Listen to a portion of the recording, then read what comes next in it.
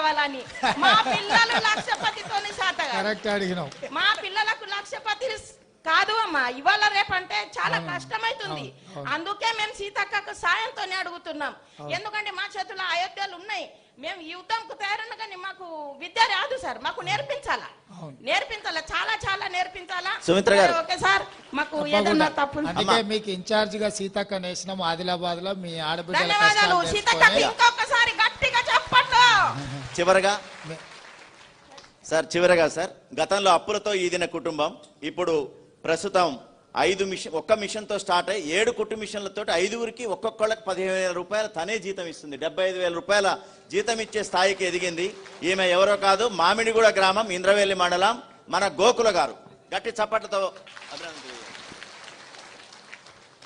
గౌరవనీయులైన ముఖ్యమంత్రి గారికి మరి